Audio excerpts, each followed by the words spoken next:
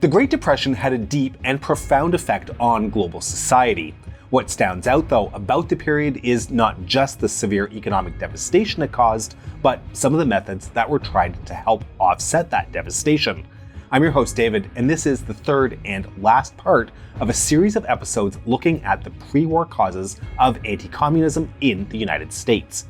Today, we are going to look at Franklin Delano Roosevelt's New Deal to see how that tied into feelings of anti-Semitism and anti-trade unionism to create the strong anti-communist sentiment present in America by the late 1940s. This is the Cold War.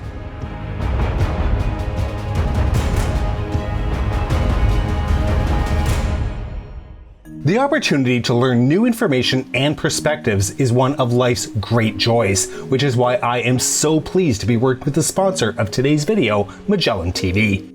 Magellan TV's documentaries cover a huge range of topics and include thematic playlists to make learning a topic even easier. History's Verdict is a series exploring some of the significant leaders of the 20th century, including the subject of today's episode, Franklin Delano Roosevelt. And if you prefer ancient history instead, Magellan TV still has you covered.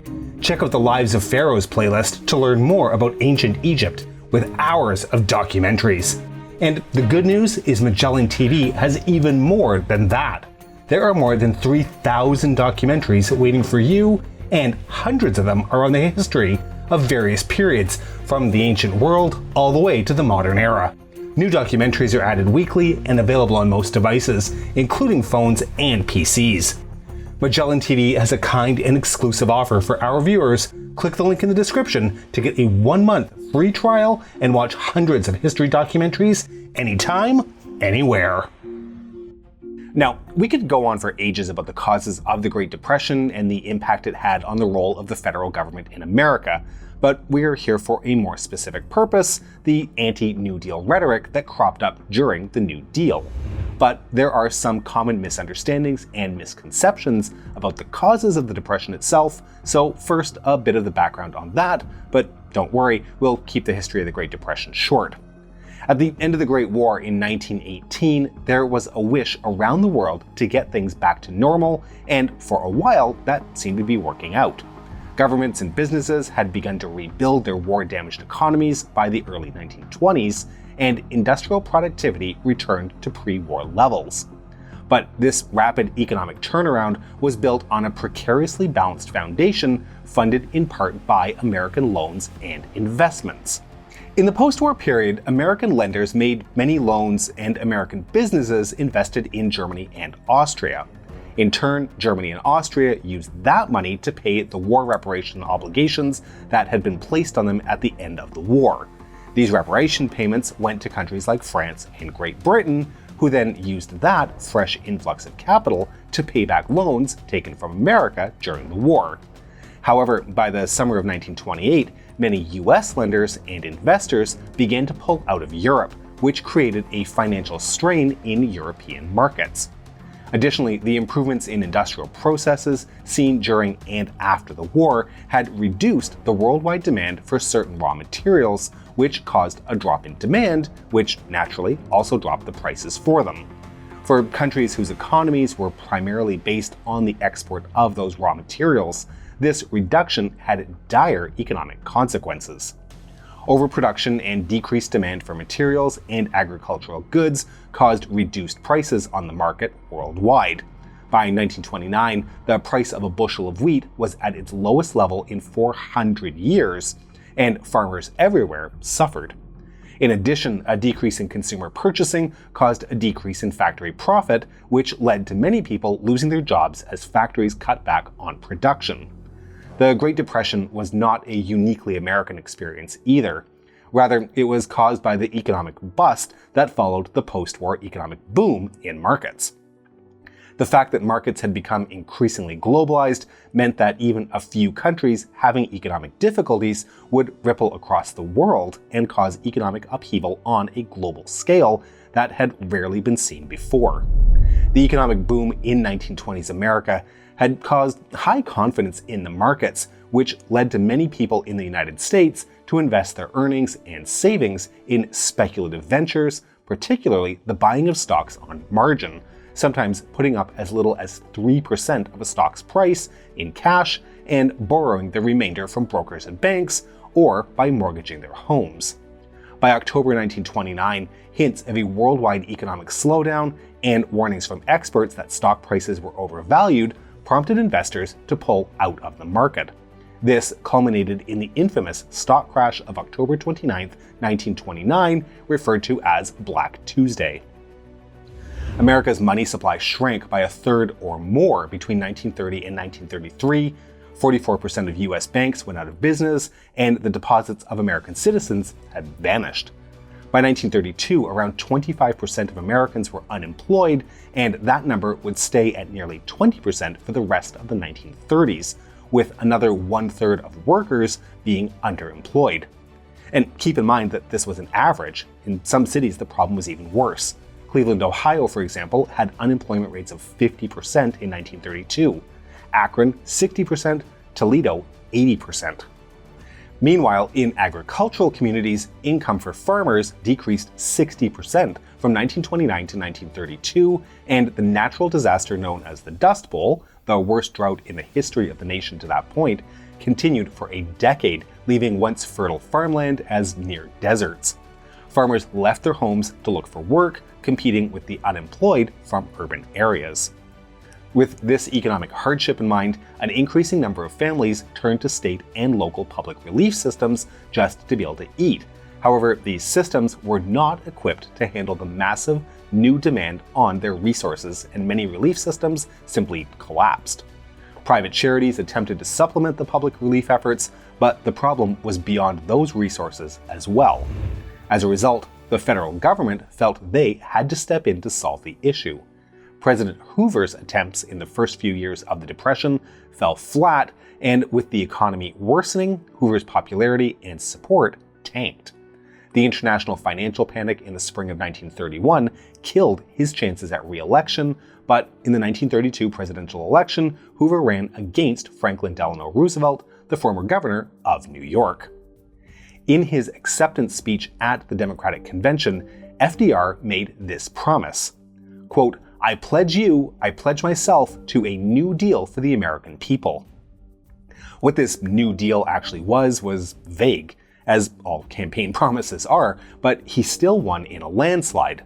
The Democrats also won a majority in Congress, giving Roosevelt a firm and clear mandate from the American people for whatever this New Deal was to be. Yet, despite that mandate, not everyone would be happy with the expanding federal government programs. Roosevelt's New Deal policies were highly influenced by John Maynard Keynes's theory of economics and represented sweeping economic and social reforms. He proposed legislation to prevent the collapse of the banking system, provide jobs and farm subsidies, give workers the right to organize and bargain collectively, guaranteed minimum wages, and provide Social Security in old age. The legislation to give workers the right to organize and bargain collectively, thus federally mandating the right to organize unions, would likely have been enough to trigger anti-communist rhetoric against Roosevelt's New Deal, as our previous episode on the history of trade unions and the anti-communism movement will have shown you. But the sweeping reforms and expansion of economic power of the federal government went much further than that, triggering concerns from some about the socialism of the New Deal. The New Deal itself came in two waves, the first and second New Deal, and each was composed of different programs and goals for the economy. However, the anti-communist rhetoric was part of the reaction from anti-New Deal critics. Now, our previous video on the connections between anti-Semitism and the origins of the Cold War ties into these issues. One of the notable epithets from detractors during this period for the New Deal was the Jew Deal, implying that the deal was supported by and was somehow unfairly beneficial for Jews in America and even Europe. This is particularly interesting from a modern viewpoint, as Roosevelt tends to be remembered as a president with a problematic history as far as his own anti-Semitism is concerned.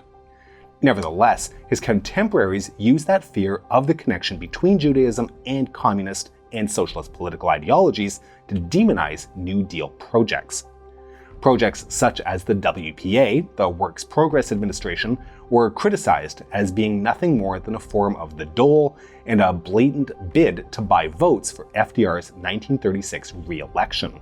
Republicans also complained that the jobs seemed to primarily be going to Democrats, accusing the WPA of being nothing more than a giant patronage system. The Federal Arts Project was accused during the late 1930s of being infested with communists and communist sympathizers. Many artists were baselessly accused of being communists, and they were required to sign a loyalty oath. Some of you will see the similarity to the wave of suspicion which passed through the film industry a decade later during the early days of the Cold War, or to the oaths required by the Taft-Hartley Act, which mandated all Union officers swearing that they were not members of the Communist Party.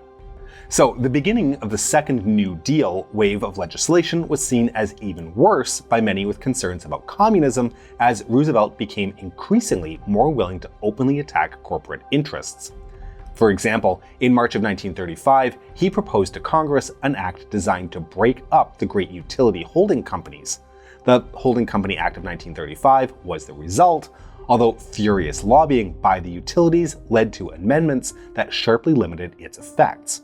This made the New Deal seem even more communist to detractors due to the control the government wanted to exert over private corporations. More generally, the entire New Deal received continued anti-communist pushback. The height of this rhetoric occurred in January of 1936 at a political gala dinner held at the Mayflower Hotel in Washington, D.C. by the American Liberty League.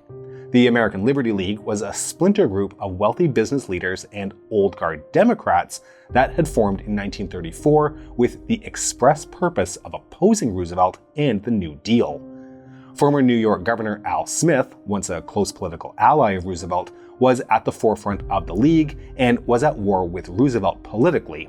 In 1936, the New Deal and Roosevelt were in a delicate position, with private business pushing back against Roosevelt's policies.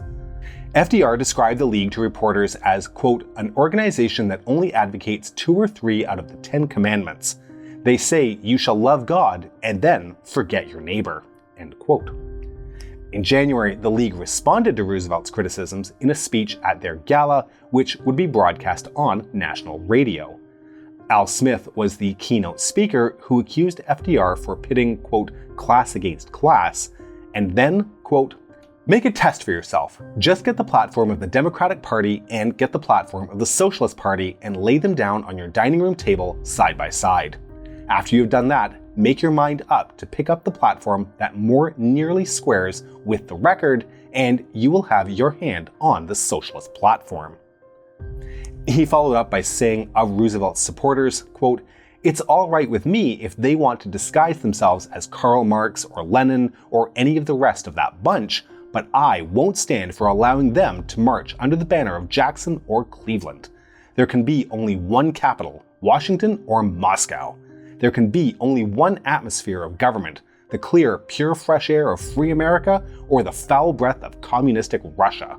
There can be only one flag, the Stars and Stripes, or the flag of the godless Union of the Soviets. It turned out, of course, that Smith's complaints were hollow and performative. In 1928, he had given a speech decrying the use of socialism by powerful interests that wanted to put a damper on progressive legislation. Roosevelt pointed out that, quote, practically all the things we've done in the federal government are like things Al Smith did as governor of New York, end quote.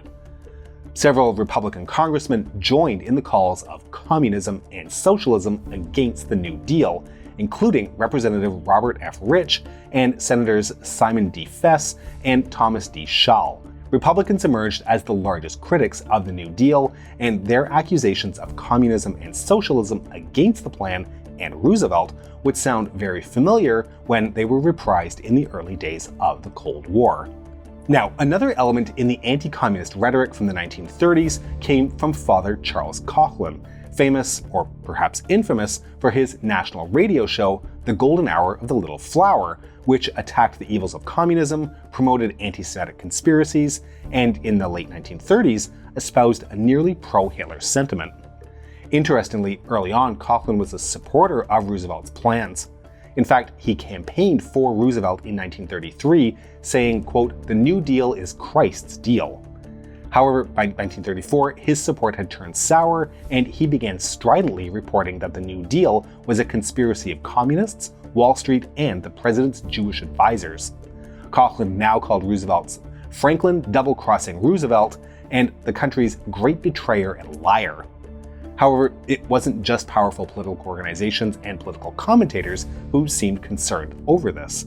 A man with the initials WLC wrote to US Senator Robert Wagner in 1934, saying, "It seems very apparent to me that the administration at Washington is accelerating its pace towards socialism and communism. Nearly every public statement from Washington is against stimulation of business, which would in the end create employment. Everyone is sympathetic to the cause of creating more jobs and better wages for labor, but a program continually promoting labor troubles, higher wages, shorter hours, and less profits for business would seem to me to be lending us fast to a condition where the government must more and more expand its relief activities and will lead in the end to disaster to all classes. I believe that every citizen is entitled to know the policy of the government, and I am so confused that I wish you would write me and advise me whether it is the policy of this administration, of which you are a very important part, to further discourage business enterprise and eventually set up a program which eliminates private industry and effort and replaces it with government control of industry and labor.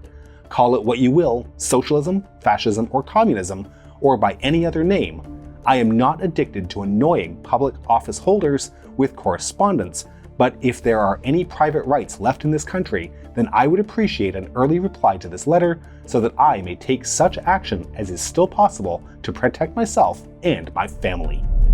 With the Great Depression and the New Deal, anti-communist elements in society prior to the Cold War found a boogeyman to organize against, beginning to draw into something more organized. By 1938, the first major congressional investigations had begun, and the first iteration of the House Un-American Activities Committee, which would have significant power in the early days of the Cold War, had been formed. It was to investigate alleged disloyalty and rebel activities on the part of private citizens, public employees, and organizations suspected of having communist ties.